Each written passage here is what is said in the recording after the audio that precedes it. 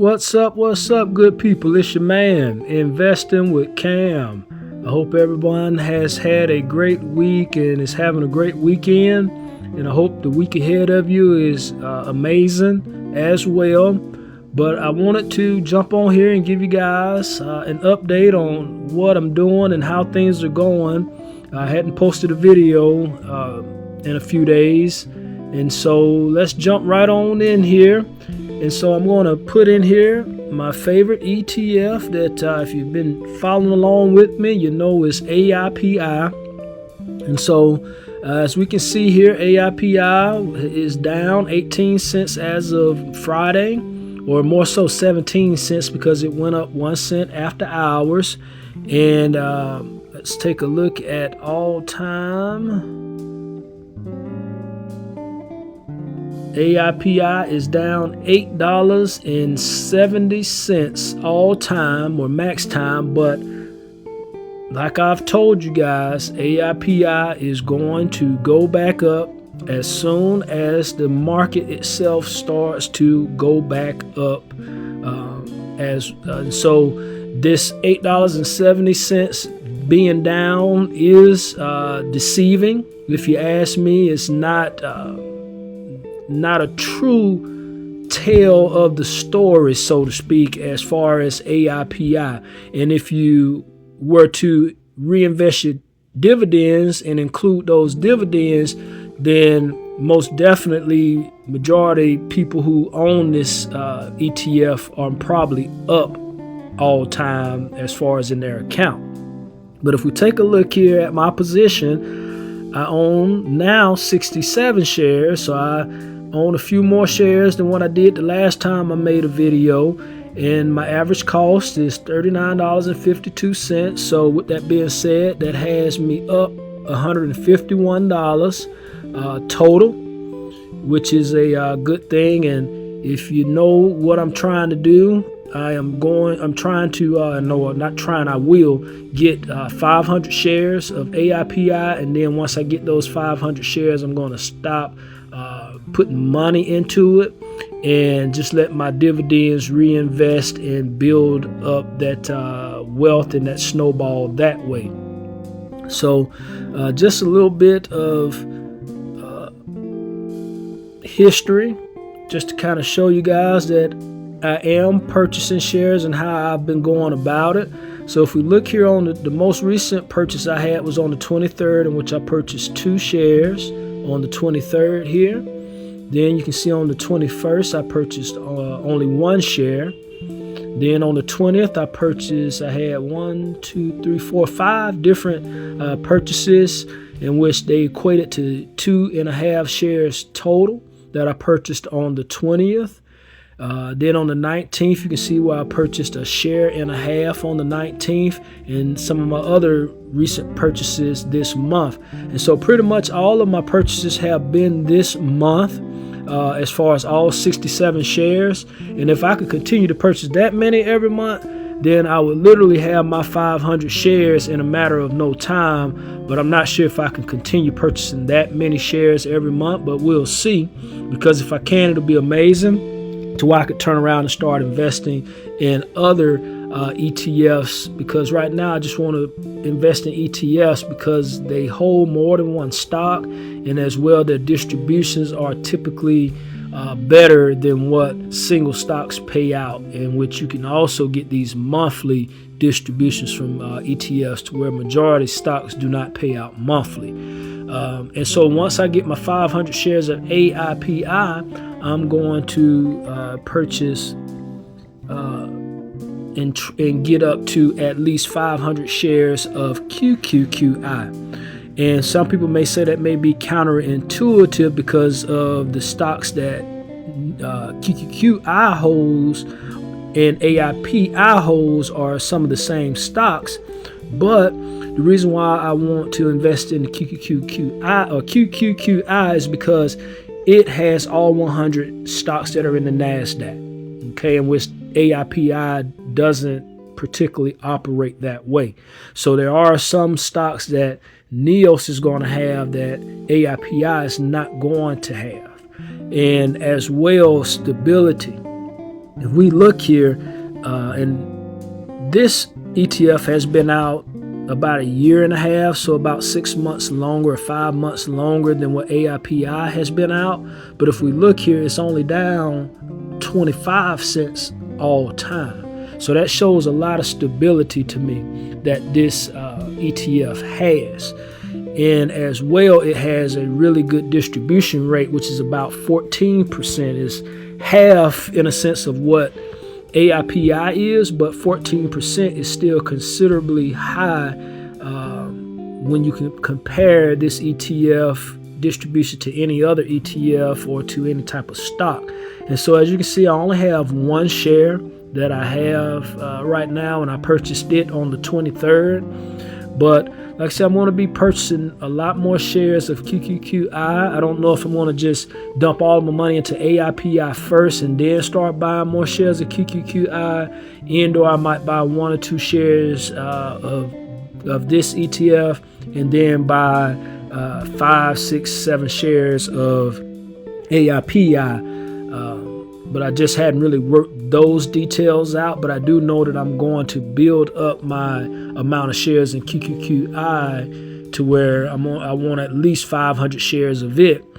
And then once I do that, I'm going to invest in another NEOS ETF, which is SPYI.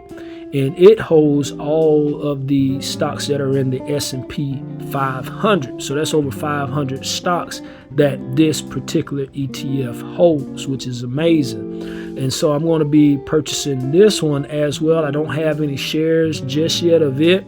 But if we look at its all-time returns or whatever have you, it's down $1.54 all time, which this has been out over 2 years. And once again, you know, these numbers can be deceiving or deceptive, because if we only go back, let's say if we go back a month ago, and let's just, or even earlier, let's do it this way. That's 1 week, that's 1 month, it's up 3 months. So let's look at here when in February. In February, SPYI was trading over $50 per share, in which, with that being said, it was over the inception date price, meaning it was up. So that was just a few months ago that it was at $52.44. But we all know that the market has been extremely turbulent. And so with that being said, majority, if not all, stocks and ETFs are down right now. But once everything turns around, SPYI, QQQI, as well as AIPI are all going to go back up in their share price as well. But I don't mind them being down. I want them to be down because I know they're going to go back up. But while they're down, I want to be purchasing more and more shares. So when they go back up, I get that price appreciation. Or while in, as well as while they're down, I can buy more shares with the amount of money that I have to invest. And so as well, what I want to show you guys when I say stability, I want to show you guys what I mean by that. So we're going to start with AIPI and look at its dividend history. If we look here, it doesn't have a long history, but as we can see, it's paid out as much as $1.51, and just recently it paid out $1.10. So we're talking about, you know, a 40 cents difference, to where that means a lot.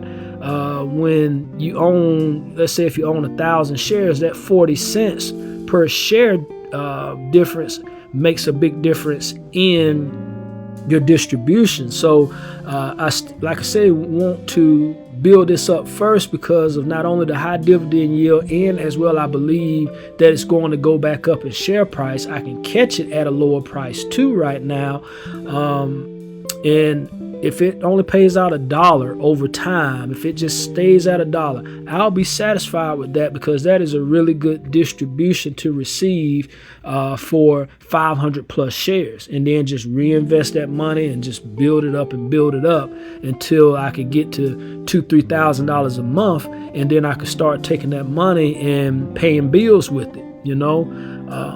But I want to also show you guys SPYI and QQQI, because when I say stable, they are going to be a lot more stable and predictable when it comes down to the dividend. So if you look at QQQI, it has an A+ grade dividend yield plus an A dividend growth rate, which is really good, meaning that it's only been going up, and it's been going up quite a bit in its dividend payouts over the past year and a half.